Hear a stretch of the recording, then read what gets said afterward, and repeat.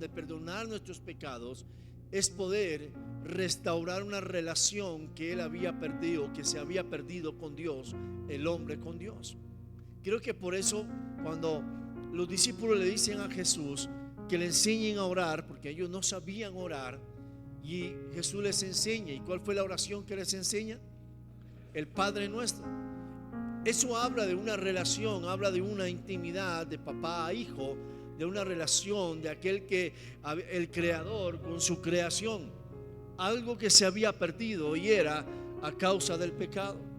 Si vemos en el Antiguo Testamento, Dios, hubieron momentos, por ejemplo, cuando Adán y Eva pecan. ¿Y cuál fue el pecado de Adán? Que ahorita lo vamos a ver. Pero Adán y Eva pecan, y lo primero que el pecado produce en ellos es salir de los beneficios o de una comunión con Dios tan cercana que tenían como en el Edén. Viene todo lo que es la parte de Caín y Abel, que ya mata a su hermano, cree que todo, nadie sabe, cree que oculta todas las evidencias, oculta todo lo que puede haber, el hombre pudiera tal vez ver, que el hombre pudiera tal vez preguntar. Él oculta toda la evidencia, pero se le olvidó que alguien lo estaba viendo, que era Dios. Amén. Pasa el tiempo, viene y dice la palabra que Dios ve que en la humanidad estaba lleno de pecado. Había pecado en la humanidad. Dice que Dios en un momento se enoja tanto. Hubo un momento donde Dios hasta se pregunta si era bueno haber creado al ser humano por tanta maldad. Pero Dios ve un hombre que se llama Noé, y a causa de Noé él trata de levantar una nueva generación. Pero dice la palabra que porque había tanto pecado es cuando viene el diluvio. ¿Se acuerdan de esa historia? La historia de Noé, y trae todo el diluvio y literalmente acaba con la raza humana. El propósito de Dios es algo muy claro, familia, y es quitar el pecado para que pueda tener una relación más cercana con el ser humano. Y ese es el propósito de Dios. Porque el pecado te va a apartar, te va a separar, te va a robar los beneficios, te va a robar las bendiciones de Dios sobre tu vida. Y es una realidad. Dios no te va a bendecir cuando tu vida está llena de pecado. Hay gente que quiere dinero, gente que quiere ser bendecida, gente que todo, pero a veces Dios no provee de tal manera porque nuestra vida está llena de pecado, o hay falencias en nuestra vida, que si Dios nos bendice de la manera que Él quiere o que nosotros queremos, nos podemos apartar de Él. Hay razones por las cuales tenemos que entender cuáles son las consecuencias del pecado en nuestra vida. La primera, nos aparta de tener una relación con Dios. La palabra es clara cuando habla acerca del pecado. Y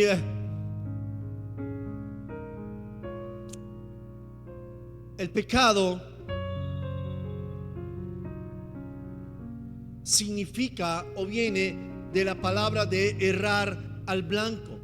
En los idiomas originales de la Biblia, en el hebreo que significa jotá, y en el griego omartía, que bueno, son palabras ahí con significado tanto en el Antiguo como en el Nuevo Testamento. La palabra pecado significa fallar a un objetivo, como un arquero que no da en el centro de la diana. También habla de pecado como la transgresión de la ley. La Biblia misma lo define claramente en el Nuevo Testamento como quebrantar las normas o mandamientos divinos. Ya ahorita vamos a leer algunos versículos.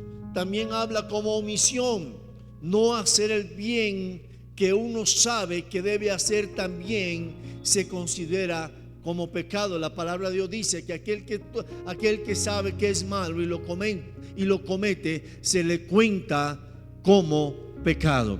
Eso habla acerca del pecado. Vuelvo a hablar, errar el blanco, transgresión de la ley y omisión. 3 definiciones de la palabra pecado. Y muchos de nosotros no le prestamos esa atención que debe ser el pecado, familia. A veces estamos tan enfocados en miles de cosas, tal vez enfocados en mi vida, en el que hago, en el disfruto, pero no estamos también enfocados en que nuestra vida tiene que ser guardada para una obediencia a Dios por completo. ¿Qué fue el pecado de Adán y Eva? Diga, desobedecer. Hubo algo que el diablo le dice a Eva, y es que si comen del fruto sería como Dios. Ese fue algo que pasa en el Edén, y son atraídos a la tentación de un puesto mayor, pero más que eso había algo, y era la desobediencia. Dios les había dado un mandato de algo que no debían hacer, pero lo hicieron. La Biblia nos habla de cosas que usted y yo no podemos hacer, y muchas veces las seguimos haciendo. Adán y Eva no mueren físicamente. Adán y Eva, Dios no agarra y los destruye, sino que los saca del privilegio, de la bendición que Dios tenía para el hombre cuando creó los cielos y la tierra. Los formó todo, lo puso para que la tierra produciera bendición para ellos. Ellos no tenían que trabajar, todo estaba puesto, todo estaba para disfrutarlo, todo estaba para gozarlo. Pero a causa de la desobediencia hubo algo en su vida que pasó, y dice la palabra que se le abrieron los ojos. ¿Los ojos de qué? Los ojos de la maldad, los ojos de la codicia, los ojos de querer hacer las cosas por ellos mismos y ya no por la obediencia o por el mandato que Dios les había mandado. Y muchos de nosotros vivimos en esa vida, en una vida de desobediencia, en una vida de querer hacer lo que yo quiera y no lo que Dios quiera hacer. Yo vuelvo y repito una palabra que tal vez a usted no le va a gustar, pero en el reino de Dios no hay democracia. En el reino de Dios es un reino de leyes, es un reino de principios, de valores, y que nadie puede salirse de eso, porque Dios los puso en su palabra. Amén. Y la Biblia dice que nadie puede quitarle ni agregarle ni un punto, ni una coma, ni una tilde. Nada podrá ser quitado ni agregado en la palabra por lo que está escrito. Amén. Y eso es lo que hace. Usted lee las historias de los reyes, de los reinados de la tierra, usted puede entender que lo que el rey hablaba, que lo que el rey decretaba, así tenía que ser. Y el que desobedecía tenía un castigo, la muerte, un calabozo, lo decapitaban. Había miles de reglas que pasaba, pero en el reino tenía que obedecerse. Lo que el decreto, lo que el rey decretaba, ponía en un papel y lo sellaba, así tenía que ser. Y muchos de nosotros no entendemos que en el reino de los cielos es lo mismo. La gente habla la gracia. La gracia es un regalo no merecido que usted y yo hemos tenido a través de Cristo Jesús. El regalo, la gracia nos permite vivir y poder sin pecar, levantarse y seguir adelante. La gracia es algo que Dios nos mete en cada uno de nosotros, nos envuelve para que podamos ser constantes y podamos seguir, podamos avanzar en nuestra vida diaria, cotidiana, en la obediencia. ¿En qué forma la gracia? La gracia forma en que si pecaste y pediste perdón, serás perdonado para continuar adelante. ¿Cuántos dicen amén a eso? La gracia te prohíbe de que alguien te acuse, de que alguien te señale, de que alguien te maldiga o que alguien diga algo porque tal vez hayas fallado en un momento determinado. Pero la gracia no es una alcahuetería. Diga, no es una alcahuetería. La gracia no es de que tú puedes hacer lo que te da la gana porque Cristo Jesús murió en la cruz por ti y que ya eres salvo. Y la gente confunde la gracia con alcahuetería, que puede pecar cuando le da la gana, que puede hacer lo que le da la gana y vive un libertinaje. Eso no es la gracia. La gracia es el brazo de Dios levantándote, diciéndote: sigue adelante, hijo, creo en ti y vas a llegar a la meta, en el supremo llamamiento que es en Cristo Jesús. Eso es la gracia. Pero a veces la gente confunde la gracia. Pero la palabra de Dios dice, y es clara, cuando habla acerca del pecado. Romanos capítulo 6, versículo 23, Pablo lo habla. De una u otra manera, Pablo exhorta, Pablo habla a la iglesia de Roma y le es claro con una palabra. Romanos 6, 23.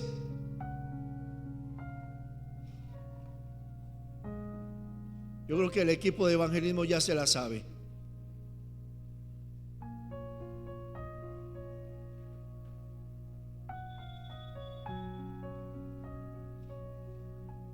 ¿Lo tienen?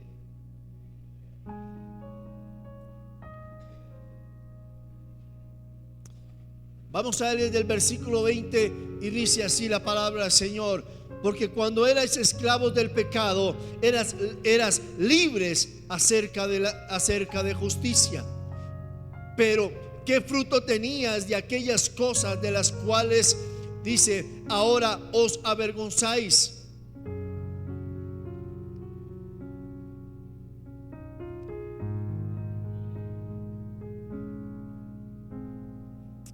Perdón, me pasé por acá. Se me perdió, ahora sí.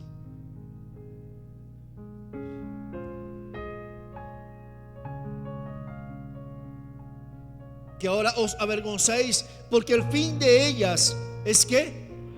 El fin de ellas es ¿qué? Está hablando del pecado. Dice, vuelvo y repito, versículo 20: por cuando eras esclavos del pecado, eras libres acerca de la justicia. Pero ¿qué fruto tenéis aquellas cosas de las cuales ahora os avergonzáis? Porque el fin de ellas es muerte. Porque el fin de ellas es muerte. Mas ahora habéis sido libertados del pecado y hechos siervos de Dios. Tenéis por vuestro fruto la santificación y como fin la vida eterna.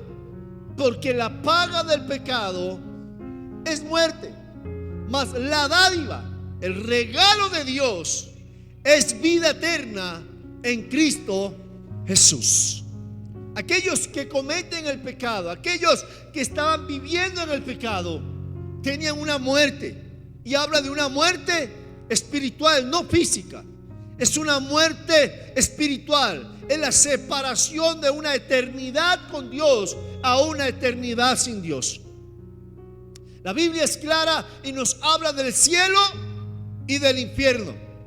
Jesús, la palabra en Juan es claro cuando habla en 1:11 en adelante, donde dice que Jesucristo fue enviado no para condenar al mundo, pero aquel que no cree, a sí mismo se ha condenado. La Biblia habla de los dos caminos y habla acerca de que el pecado nos llevará al infierno, pero Cristo Jesús nos llevará a una eternidad con el Padre. Amén. La Biblia es clara. El pecado, la paga del pecado es muerte. Ahora nos habla de la muerte espiritual, pero seamos sinceros, familia. ¿Qué deja el alcohol? ¿Qué deja el alcoholismo? ¿Qué deja el adulterio? ¿Qué deja la fornicación? ¿Qué deja la mentira? ¿Qué deja el chisme, la murmuración? ¿Qué deja los pleitos, las contiendas? ¿Qué deja todo ese tipo de cosas que el hombre suele practicar en la vida? Tristeza, dolor, sufrimiento, separación, divorcios, hijos regados por todo lado, enfermedades. ¿Qué deja todo este tipo de pecado que son frutos del pecado? ¿Qué deja todo esto? Pero la más grave, el pecado te separará de Dios. Usted dice, pero ¿cómo es posible, pastor, que el pecado haya pasado eso? Jesucristo, siendo santo, siendo puro, dice la palabra que cuando estaba en la cruz, en el momento de morir, y tenía todo el pecado de la humanidad encima, por un momento Jesús se sintió solo y dijo, Padre, ¿por qué me has abandonado? En un momento dejó de sentir a Dios. En un momento digo, ¿por qué estoy solo en este lugar? Aunque había gente alrededor, pero lo más importante para él era su Padre a su lado. El pecado te aparta. El pecado te va a apartar de orar. El pecado te va a apartar de venir a la iglesia. El pecado te va a apartar de leer la Biblia. El pecado te va a apartar de adorar. El pecado te va a apartar de exaltar el nombre de Dios. El pecado te va a apartar de Dios y vas a terminar en un mundo lleno de pecado. Así sea que algún día recibiste a Cristo en su corazón. Vamos aquí. Yo no voy a juzgarte si vas a ser o no vas a ser salvo. Yo te estoy hablando de lo que la palabra me dice, de que si tú sigues cometiendo cosas, te va a apartar de tener una relación con Dios. La palabra de Dios dice que la salvación es ¿qué? Personal, no es grupal. Por más que vengas a la iglesia, no quiere decir que seas salvo. Por más que vengas cada domingo y levantes tus manos, porque todo el mundo lo hace, no quiere decir que seas salvo. Tu salvación va a definir tu relación con Dios y tu vida cotidiana.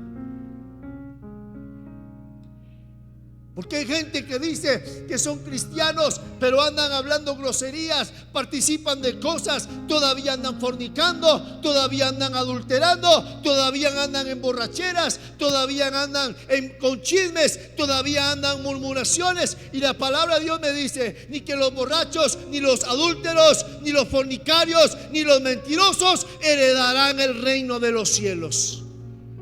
Y a la persona que está a su lado, ay, ay, ay.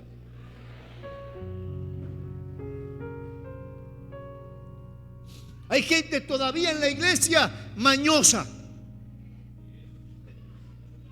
Hay la gente en la iglesia mañosa que ponen la cara de santo, pero allá afuera, ay, ay, ay. Llevan una doble vida, una doble identidad. Cristianos en la iglesia, pero mundanos en la casa, en el trabajo, en el lugar que estudia. Familia, la Biblia es clara. Alguien dijo, pastor, ¿la salvación se pierde o no se pierde? La gran pregunta es, ¿para qué quiere saber si se pierde o no se pierde? Si le digo que no se pierde, ¿será que tiene algunos deseitos carnales por ahí para poder seguir disfrutando? ¿Para utilizarlo a su conveniencia? ¿Para qué quiere saber si la salvación se pierde o no se pierde? ¿Para vivir un libertinaje?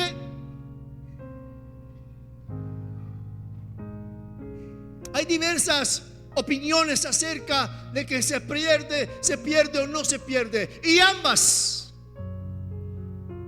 tienen algunos fundamentos bíblicos. ¿Vamos aquí? Pero la pregunta es que yo me hago, no usted. Si yo digo o si yo creo que la salvación no se pierde, voy a llevar una vida cristiana muy relajada. Tal vez no le voy a poner empeño en guardar mi vida para Cristo y apartarme de cosas que la Biblia me enseña que yo no debo de hacer. Viviré una vida tal vez no como tenga que buscarla, con una comunión y una intimidad con Dios.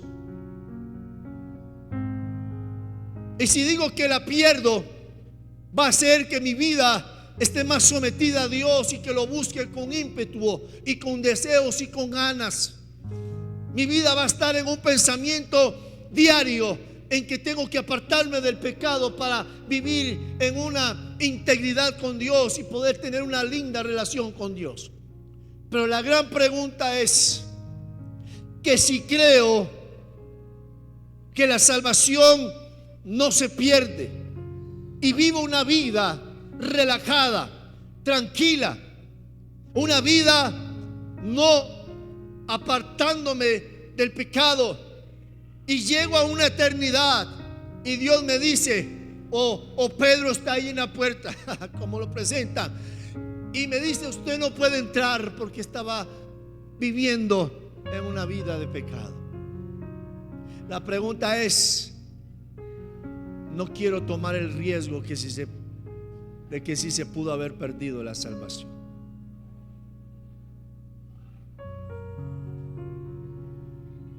¿Usted quiere tomar el riesgo? Mi opinión, respetable, como otras que dicen que no, pero yo sí creo que se puede perder cuando usted se aparta de la voluntad de Dios. Toma el riesgo en que el día que usted se muera no tenga tiempo de poderse arrepentir de sus pecados. Diga: ay, ay, ay. He visto gente morir instantáneamente,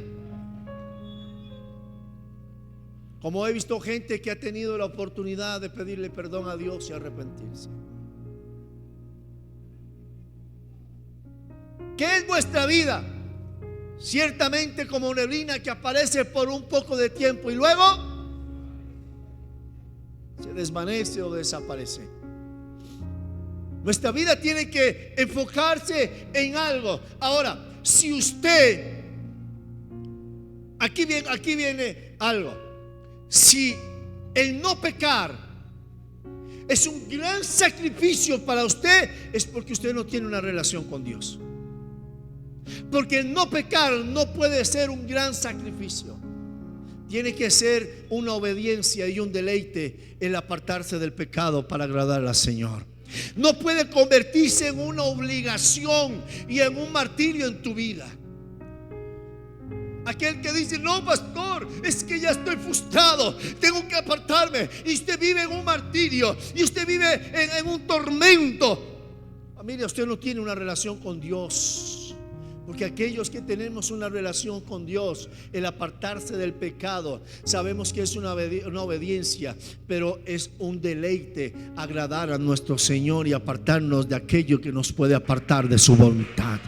Esa es la gran diferencia de vivir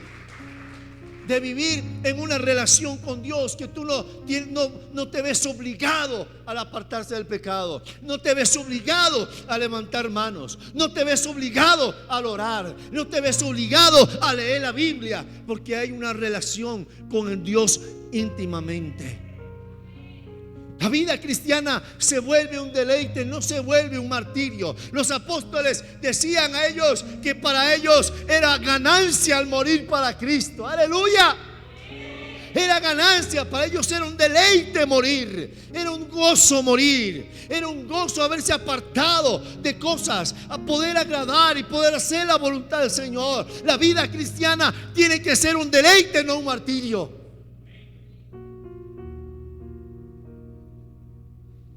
Se vuelve un martirio cuando convertimos a Cristo en una religión. Religiones. No.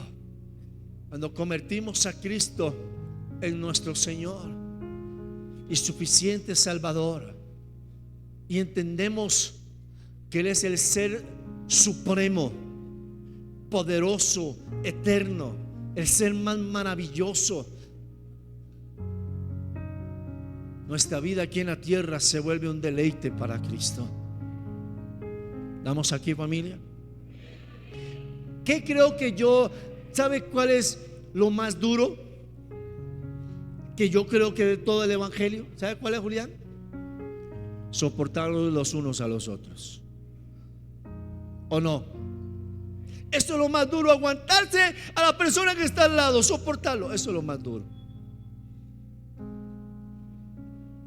Eso es lo duro, soportar, aguantar.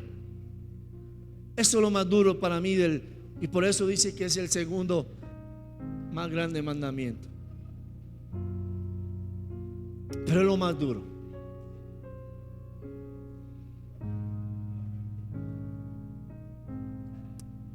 Pero apartarse del pecado para mí se ha vuelto un deleite. Y es una forma de honrar al Señor, porque Él murió en la cruz por mí, por mis pecados. Y la persona que está a su lado, dejar el pecado tiene que volverse un deleite, no un martirio. La gente se vuelve, la gente cuando escucha la palabra cristiano, ay, como que se pone como los gatos, todo erizado,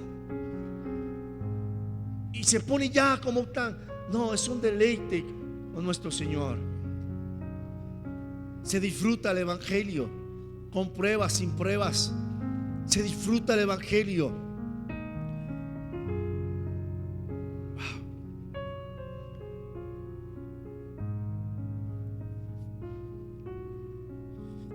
En 1 de Juan capítulo 3 versículo 4.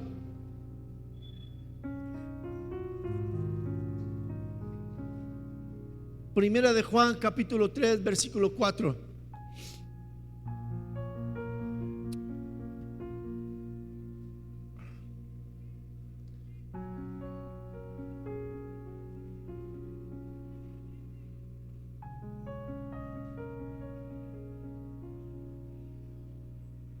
¿Lo tienen? Dice: todo aquel que comete pecado infringe también la ley, pues el pecado es infracción de la ley. Y sabéis que Él apareció para quitar nuestros pecados, y no hay pecado en Él.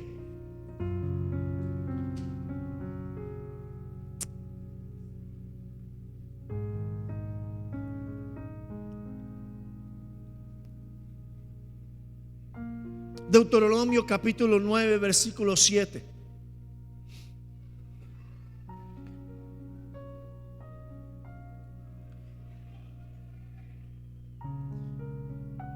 Deuteronomio capítulo 9 versículo 7.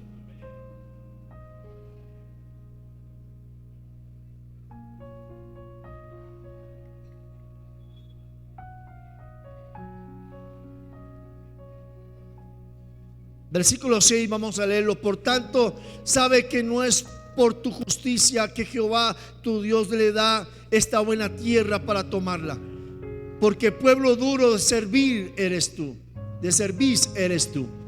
Acuérdate, no olvides que has provocado la ira de Jehová tu Dios en el desierto, desde el día que saliste de la tierra de Egipto hasta que entráis en este lugar, habiendo sido rebeldes a Jehová.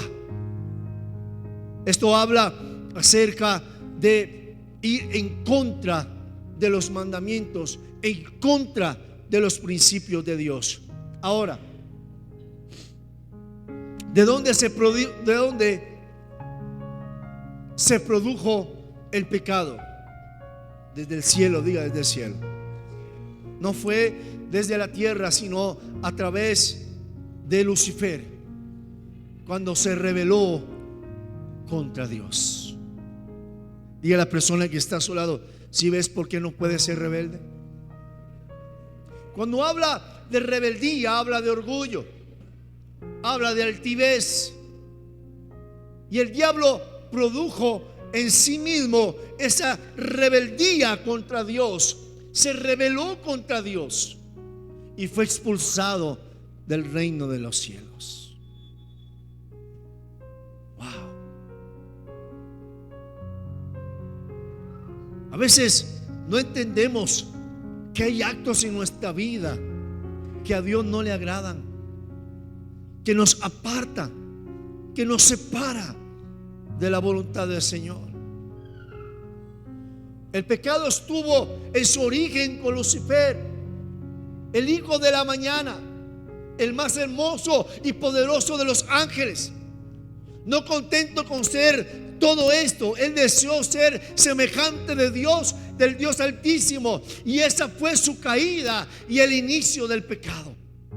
Se puede encontrar la historia en Isaías capítulo 14, del versículo 12 en adelante. Usted puede encontrar la historia del ángel más hermoso. Se rebeló contra Dios, quiso ser igual a Dios. Escuche bien, familia. A veces tomamos atributos que a nosotros no nos corresponde, y eso es pecado. Ir en contra de la voluntad de Dios es pecado. No ponga frutos, consecuencias. Hable lo que es pecado. La palabra pecado literalmente es desobediencia, es rebeldía contra Dios, es hacer lo contrario que Dios nos envía, es ir en contra de su palabra. Que si Dios dice blanco, yo voy a ser negro. Eso habla de pecado. Si usted sabe que eso es malo, hay un chulito por allá que va a decir: Luis, tal día pecó, y va anotándose en el libro. ¿Sabe cuándo se borran? Cuando usted se arrepienta. Diga arrepentirse. Eso es otro tema, pero la palabra arrepentimiento significa reconocer y apartarme de. ¿Cuántos están arrepentidos? Hay algunos que no todavía. Hay gente que pide perdón. Diga Dios perdona. Diga Dios perdona. Pero el arrepentimiento te libera. El arrepentimiento es más que un perdón. Dios te perdona, pero el arrepentimiento es el que va a generar realmente que tú vas a entrar en una obediencia con Dios. El arrepentimiento es esa dirección que tú tomas en tu corazón de seguir a Dios, que reconozco que estoy mal y me voy a apartar de ese pecado. Usted no puede seguir pidiendo perdón por las mismas cosas. Quiere decir que no estás arrepentido. Puedes tener remordimiento, pero no arrepentimiento.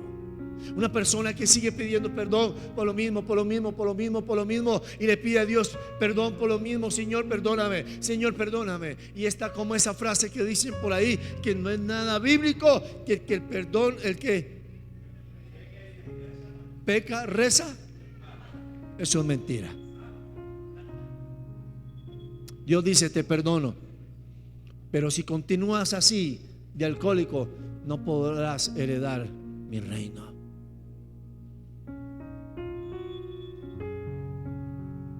Jesús determinó perdonarte.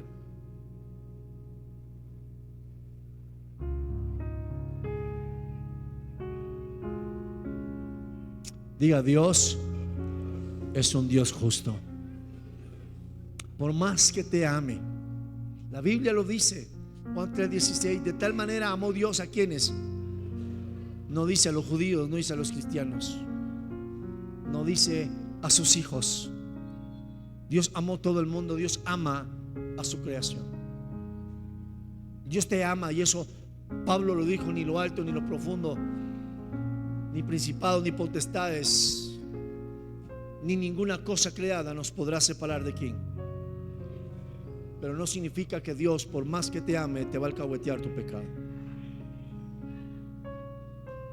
Dice la palabra, es más, que el padre que ama corrige o disciplina a su hijo.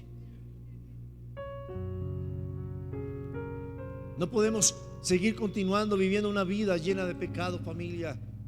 Tenemos que mejorar. Diga a la persona que está a su lado: tenemos que mejorar. Nuestra vida tiene que ir en un proceso de vivir una vida íntegra delante del Señor. No estoy hablando de una vida perfecta. Estoy hablando de una vida íntegra, que podamos ir cambiando constantemente en nuestras formas de mirar, nuestras formas de pensar, nuestras formas de actuar. ¿Por qué no cambiamos? Porque no leemos la Biblia. Porque nuestra información, nuestra mente está llena de información de pecado. ¿O no? Nos enseñaron a pecar desde pequeños. ¿Cuál fue el primer pecado que nos enseñaron? La mentira. Todos mienten acá.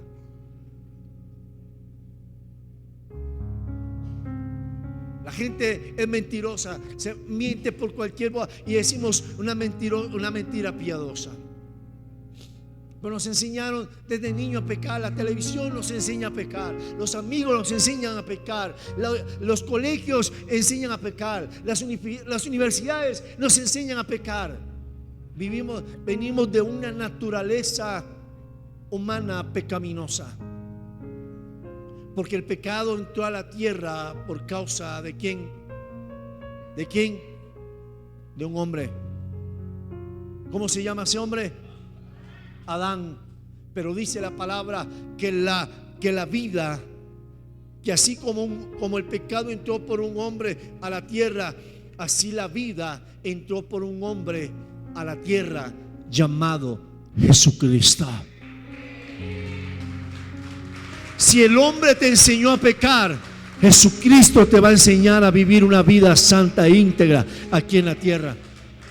Por eso Cristo no es una religión, Cristo es una vida. Tienes que comerlo, tienes que vivirlo, tienes que aprender para vivir como Él nos enseñó a vivir aquí en la tierra. Es vida.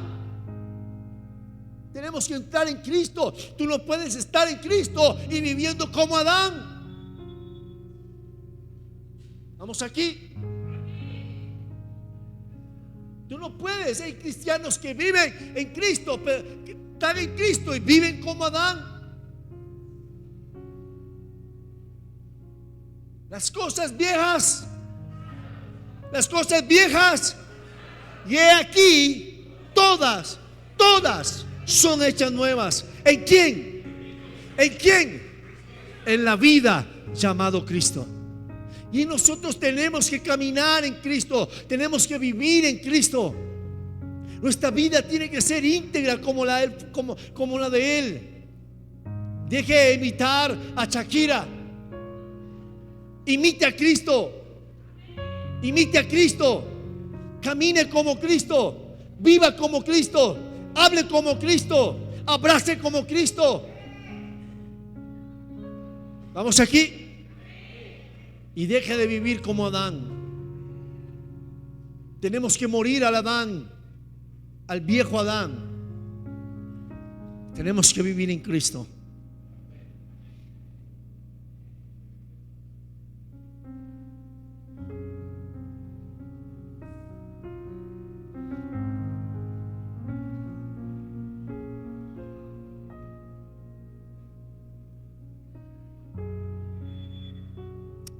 Tres consecuencias según las Escrituras acerca del pecado. Uno, la separación de Dios. Lo leímos. Las acciones y actitudes egoístas levantan una barrera entre las personas y Dios.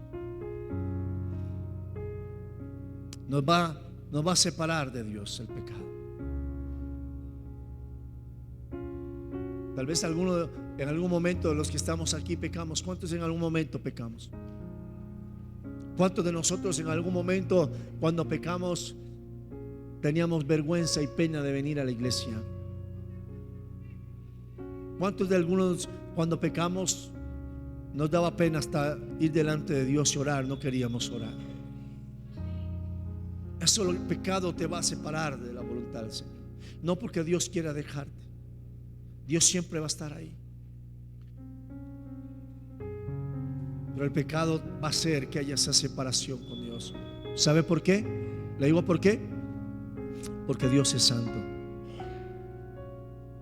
Aunque Dios nos ve a través de Cristo, y por eso dice la palabra, Pablo habla de los santos, hablan de aquellos que estamos en Cristo, porque el Padre nos ve santos a través de Cristo, porque Cristo nos santifica. Nos habla de esa santificación cuando entramos en la obediencia y vivimos la vida de Cristo, y nos ve a través de esa santificación en Cristo. No porque seamos santos y porque seamos los mejores y porque seamos los más puros, que seamos los que no pecamos, no, sino que es a través de Cristo, porque Cristo determinó perdonar y limpiar nuestros pecados a través de la sangre de Él. Amén.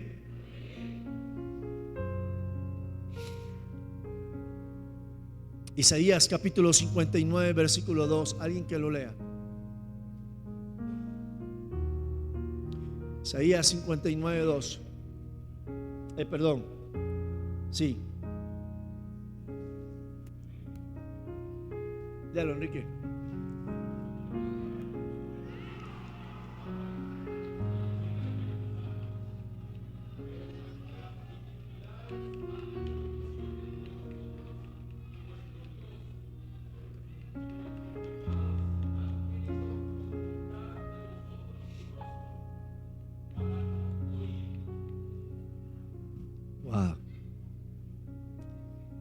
Pero vuestras iniquidades han hecho división entre vosotros y vuestro Dios, y vuestros pecados han hecho ocultar de vosotros su rostro para no oír. Por eso ahora leamos como Pablo dice ahí en el libro de Romanos. Aún habla cuando caminábamos, éramos esclavos de nuestro pecado. Cuando el pecado nos domina, somos esclavos de él. Pero cuando entramos a Cristo, somos esclavos de Cristo porque obedecemos conforme a su mandato.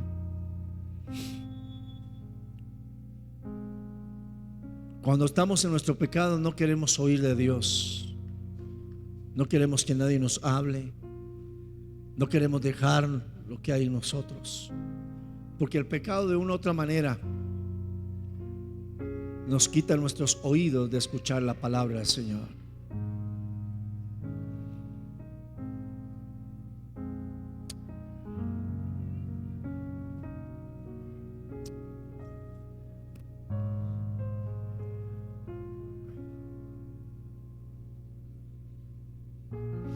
Romanos 3:23.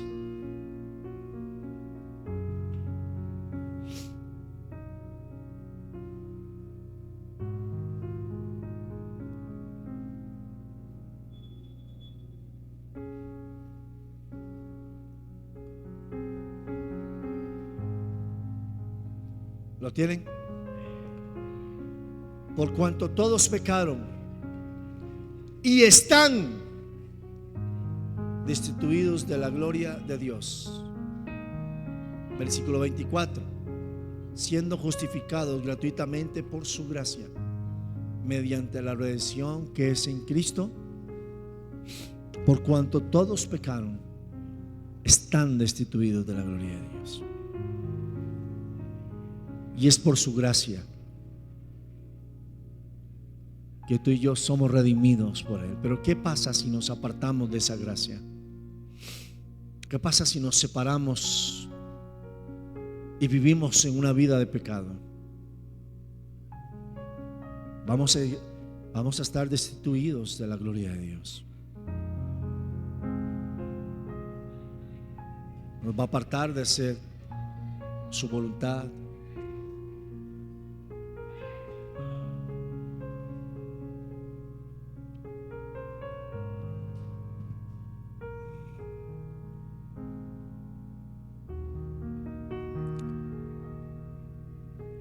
Y leímos ahorita Romanos 6:23 de una muerte espiritual. Porque la paga del pecado es muerte, mas la dádiva de Dios es en Cristo Jesús. La consecuencia final del pecado es la muerte y el distanciamiento eterno.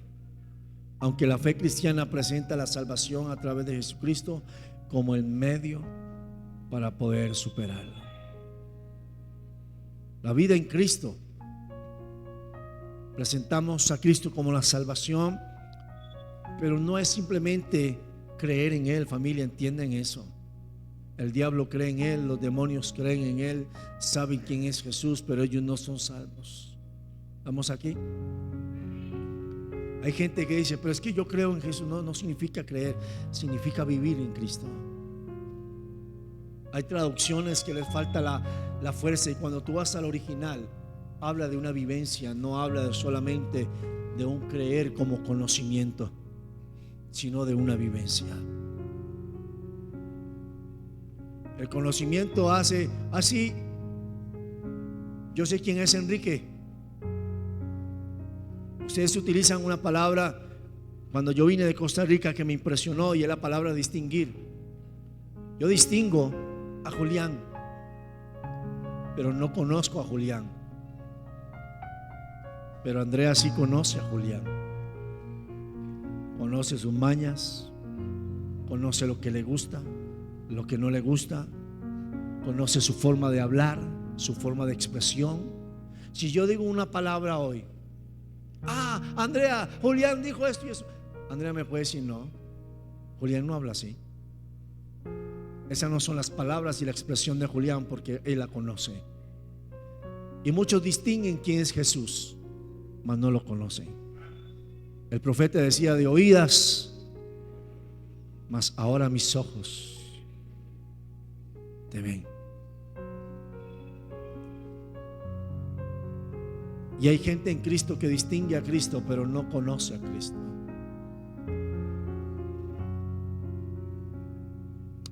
¿Sabe? A mí me parece increíble, pero a veces los del mundo conocen más lo que debe hacer un cristiano que un cristiano conoce lo que debe hacer. ¿Han visto eso? Ay, y usted siendo cristiano dice groserías. Ay, y usted siendo cristiano se comporta de esa manera. Los cristianos no se comportan de esa manera. No lo voy a banderear. Les iba a preguntar si alguien les ha dicho eso a ustedes. No.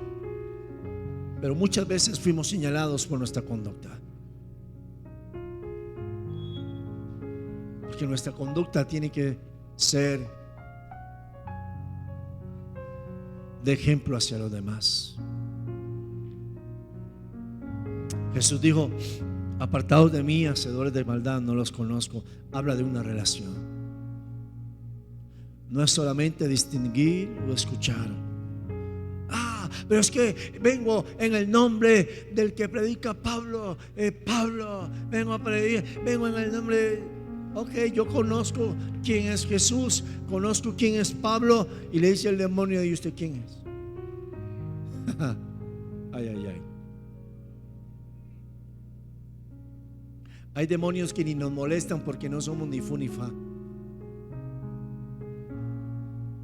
Dicen: no, ese no provoca ni cosquillas, dejémoslo en paz.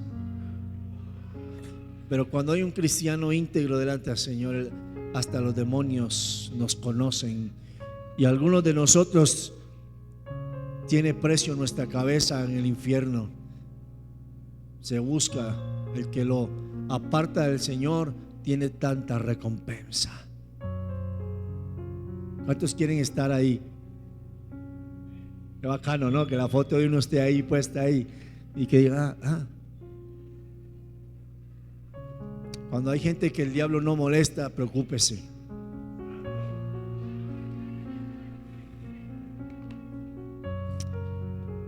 Pero aquellos que le hacemos daño al enemigo, el enemigo va a querer molestar y sacarnos del propósito del Señor. Iglesia, piense lo que es pecado y no lo cometa. Apártese del pecado, apártese de esas cosas que el enemigo quiere desviarte hacia la voluntad del Señor. El Señor nos enseña que tenemos que orar. ¿Para qué?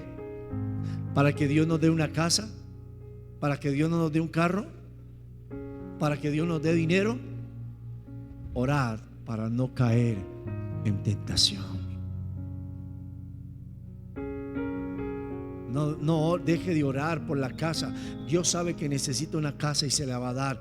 Esos son añadiduras. Primeramente busque el reino de Dios y su justicia, y todas las demás cosas vendrán por añadidura. Ore para que no caiga en tentación. Ore para que Dios le dé fuerzas para que no peque. Deje de orar por cosas. Con alguien hablaba, o estos días se expresaba, y les decía: ok, Dios llegó y sanó al pastor Luis de algo, ¿cierto? Gloria a Dios porque Dios lo sanó. ¿Cuál es el problema del ser humano? Que no entiende dos cosas: que a Dios le importa más su salvación y mi salvación que nuestra sanidad. Ay, pastor, ¿cómo así? A Dios le importa más que usted sea salvo y no con su sanidad. ¿Por qué? Porque Dios sanó al pastor Luis hoy, no sé, de X cosa. Pero el pastor Luis se va a enfermar el día de mañana también de otra cosa, y tal vez se va a morir de alguna enfermedad. Usted y yo nos morimos de una enfermedad o de algo, pero nos vamos a morir si Cristo no viene. Entonces, ¿para qué Dios? ¿Usted cree que Dios va a preocuparse más por su sanidad y no ser salvo, que mejor que sea salvo después de su sanidad?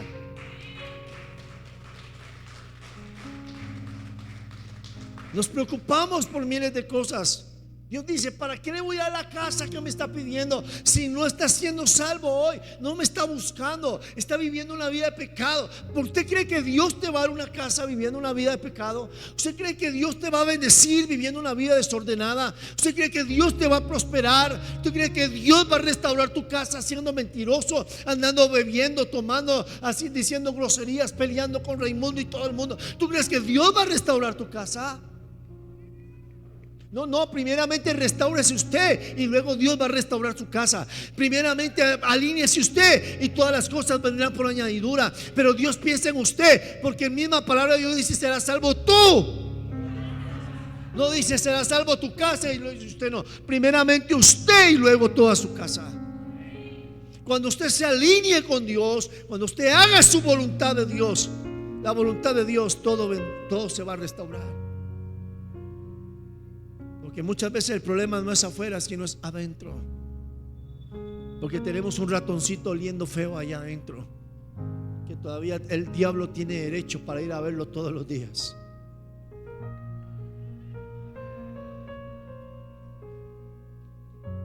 Estamos en los últimos tiempos y cada uno de nosotros tenemos no atormentarnos, pero tenemos que empezar a vivir más en una vida con Cristo, a fortalecer nuestra vida. Si usted por ahí todavía tiene alguna debilidad, vaya a la presencia de Dios y dile: Señor, fortaléceme, hazte grande en medio de mi debilidad. Señor, dame las fuerzas para no caer en la tentación.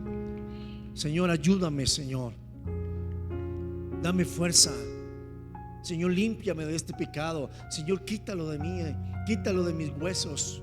Tal vez es una iniquidad, tal vez es algo que traes de generación. Mételo en la presencia de Dios, pídele a Él. Deje de orar por una casa, familia. ¿Cuánta gente tiene casas y viene un terremoto y todo lo que construyeron en años se cayó? Pero su vida será una vida eterna, no su casa. Dios tiene una mejor casa ya en la eternidad para usted. Dios tiene algo mejor para usted. Construya su vida. No construya su casa solamente, construya su vida, una relación con Dios, una integridad con Dios. Disfrute el evangelio, disfrute la vida, disfrute, dele gracias a Dios por lo que Dios le da. Disfrute cada día, sueñe, sí, sueñe, luche por sus sueños, pero disfrute, no que su vida sea un martirio, porque lo que tú estás haciendo de tristeza, está haciendo de martirio, no viene de Dios. La palabra de Dios dice que la bendición de Jehová no acarrea tristeza. Tenemos que disfrutar la vida, que la vida es corta, dicen por ahí, y Dios quiere que mientras que sea corta, disfrutemos lo mejor en esta tierra antes de partir. Dios quiere que vivamos conforme a su voluntad. Dios quiere que prediquemos. Dios quiere que le compartamos al mundo de lo que Él ha hecho en nuestra vida. Apártese, dile a la persona que está a su lado: luche internamente para apartarse del pecado y entre en la obediencia de Dios. Amén. Póngase sobre sus pies. Vamos a orar.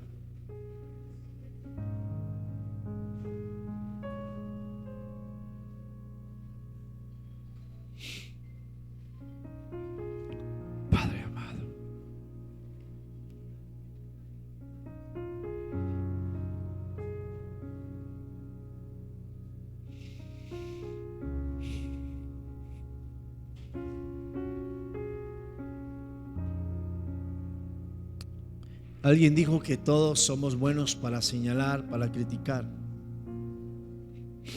a los demás, pero no somos buenos para juzgarnos a nosotros mismos. Lamentablemente el ser humano es bueno para ver lo malo hacia afuera, pero no vemos lo malo hacia adentro. Jesús utilizó una palabra muy fuerte a los escribas, aquellos que tenían gran conocimiento de la palabra, aquellos que estaban bajo la ley. Jesús les dijo una palabra muy fuerte y les dijo: sepulcros.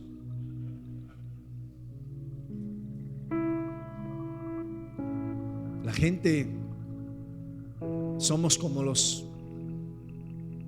a veces nuestra vida son como los cementerios. Tenemos una linda lápida, bien bonita, con flores, con la foto, la mejor foto. Alguien va y la lava por fuera, la limpia, pone bien bonita por fuera, pero dentro de la lápida huele feo, hay muerte. A veces nos preocupamos por nuestra linda fachada. Vamos y nos mutilamos. Algunos tienen plata para cada 8 días. Las mujeres se arreglan su pelo, duran una o dos horas arreglándose antes de salir de casa. Se maquillan, se planchan, buena locioncita, se ponen lo mejor. Nosotros los hombres somos más rápidos, y salimos, pero nos vamos. Buena loción, zapatos, los tenis, salimos, procuramos vernos bien, bonitos, agradables. Pero ¿cómo estamos por dentro? ¿Cómo nos preocupamos de tener una linda fachada, pero nuestro interior huele feo? Por eso Jesús dijo: sepulcros blanqueados. Están bonitos por fuera, pero podridos por dentro. Porque en el tiempo antes era bueno criticar y señalar. Era bueno decirle a la persona: hey, estás mal, te vas a ir al infierno, vas a pecar, hey, estás lleno de pecado. Miles de cosas señalamos, y somos buenos para señalar, pero somos malos para vernos en un espejo y decir: wow, estoy mal, necesito de ti, Señor. Alguien necesita que Dios saque su manguera, un buen cepillo, buen jabón, y le diga: Señor, así como David decía: Señor, si tienes que limpiar mi corazón con hisopo, pero hazlo, pero crea en mí un corazón limpio. No sé qué es un hisopo acá, pero yo desde que tengo memoria en mi país, un hisopo es esa cosita que limpian los inodoros, ese cepillo. Ahorita yo veo a veces unos cepillos blanditos, pero en mi tiempo eran duros. Y eso usted lo pasaba por la piel y eso raspaba. Yo me imagino a David diciendo: Señor, no importa si tienes que limpiar mi vida con eso, pero si duele, hazla, mi corazón, pero quiero que mi corazón esté limpio e íntegro. Muchas veces necesitamos ir al mejor doctor para que limpie nuestras heridas, para que limpie nuestro corazón lleno de pecado, lleno de ira, lleno de odio, lleno de resentimientos, y solamente Él puede hacerlo en nuestra vida. Aprendamos a ir a su presencia y a entregar nuestra vida y permitirle a Dios que limpie nuestra vida. No hay nada más rico que poder levantar manos santas delante del Señor, que podamos venir delante del Señor como obreros dignos en el cual no tienen nada de qué avergonzarse. Que podamos venir delante del Señor y de decirle: Señor, aquí vengo delante de ti para adorarte y exaltarte, para decirte que te amo con toda libertad y con tal gozo. Que podamos venir íntegros delante de su presencia y no avergonzados. Cierre sus ojos y hable con Dios ahí donde tú estás, y hable con Dios. Yo no sé qué tienes que entregarle hoy al Señor. Entrégale a Él. Él no vino para juzgar ni señalarte hoy. Él no vino para condenarte, no, Él vino para salvar, no vino para condenar a nadie. Él no vino para mandar al infierno a nadie, Él vino para salvarte del infierno, para llevarte a una vida eterna. Él vino para hacer que tu vida sea mejor, para restaurar tu casa, restaurar tu vida por completo, tus hijos, tu familia. Jesús dijo: serás salvo tú y toda tu casa. Eso habla de una integración, habla de una sanidad por completa en tu vida. Entrégale lo malo que hay en ti, que tú sabes que está mal. No que alguien te lo dijo, sino porque tú sabes que está mal. Que tú sabes que tienes que mejorar, que tienes que quitar eso en tu vida. Dile: Señor, te lo entrego. Dile: Señor, quita eso de mi corazón, quita eso de mi vida, arráncalo. Dile: Señor, purifícame, límpiame, por más que me duela, pero quita de eso de mí, en mi corazón. Quiero estar delante de ti íntegro. Quiero estar delante de ti, Señor, con un corazón limpio. Quiero venir delante de tu trono y disfrutar tu grandeza, disfrutar tu santidad, disfrutar tu hermosura.